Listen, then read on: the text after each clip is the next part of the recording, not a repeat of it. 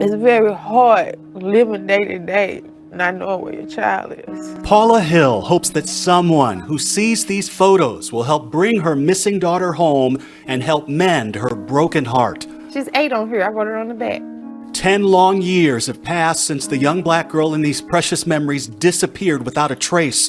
Her name is Shemika Cosey. She vanished just a few days after Christmas that year. On December the 28th, 2008, that was the last day that I seen her. You've come back to this neighborhood a number of times. Oh, yeah. Her daughter was here, just outside St. Louis, watching movies with her cousins when everyone woke up the next morning and discovered she was gone. She was 16 years old, a door was unlocked, and police believe she ran away, so they never searched for the girl. They not doing anything because they think she gone on her own.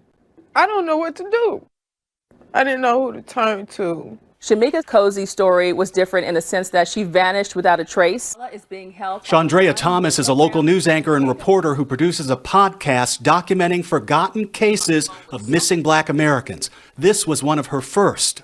Her belongings, her overnight bag was still left on the counters in the house, and she was never seen again. She says police and the press often dismiss black cases as runaways. It has been difficult to get some of these stories told when it comes to missing people of color, cold cases involving people of color. And I felt like if I can do my part as far as having this podcast, I can tell any story I want about whoever I want, however I want, for however long I want to. At the Center for Missing and Exploited Children, Director Robert Lowry told us that roughly 800,000 Americans go missing each year. What percentage of those are African American or of color? About 60% of the reports that we see here in the U.S.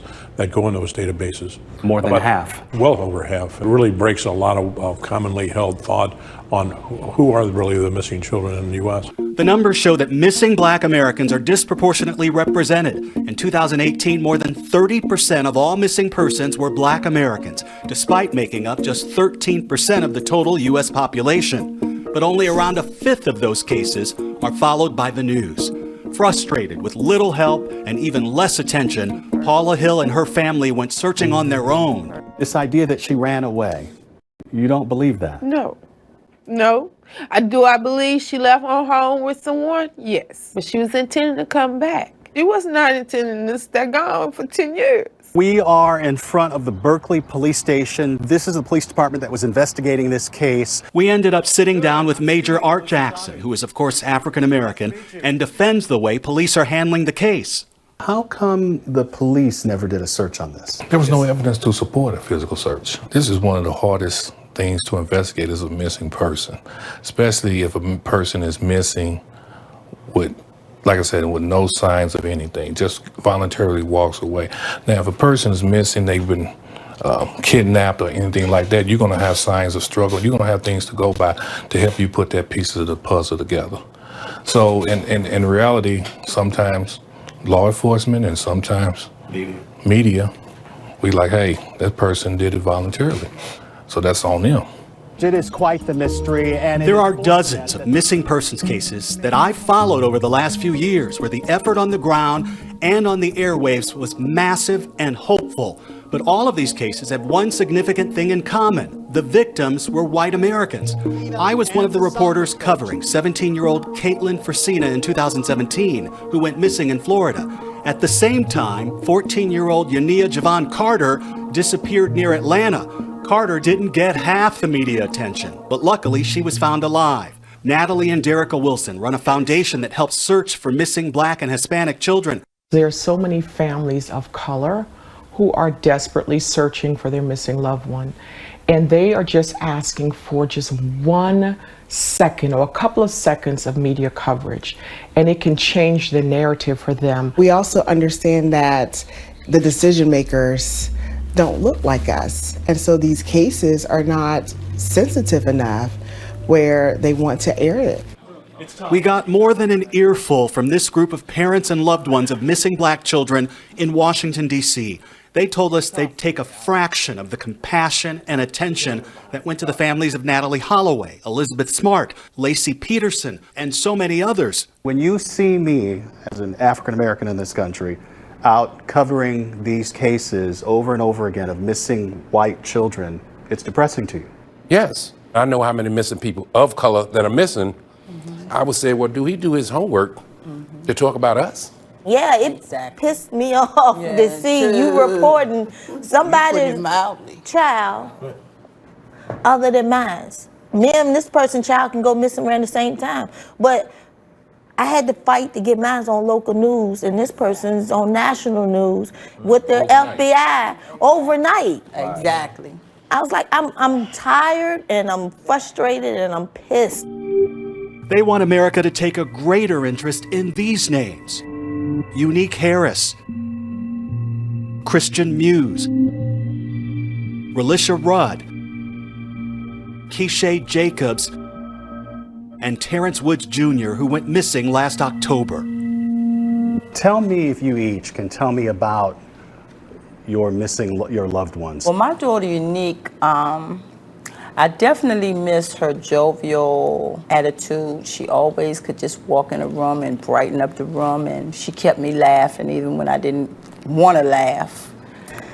Keisha, she was 21 when she went missing, but she was still my baby. She's the one that we used to have movie nights, and she'd lay up in the bed with me and we'll watch movies and eat popcorn. As a child, 8-year-old, normal child, her laughter, her playfulness, she was very beautiful. I'll have dreams about Christian, and in these dreams, I will be boo-hooing crying, in my dream. But then I'll wake up with that same feeling of sorrow, and no physical tears are coming out. My son Terrence, he was my best friend. And this just recently happened, so, every Christmas he would put up the Christmas tree. So this Christmas it was like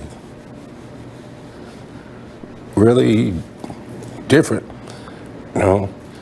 and he was with 11 other people, but he's the only one that went missing without a physical trace. Like she was just saying, it just hit me like a gut shot. On Tuesday nights, he would sit in my room and we watch TV together and watch a movie together. I don't even like walking down the hall going towards his room. The sheriff department or nobody isn't really helping out. Terrence Woods Jr. went missing last fall in the forests of Ora Grande, Idaho, where he was shooting a documentary.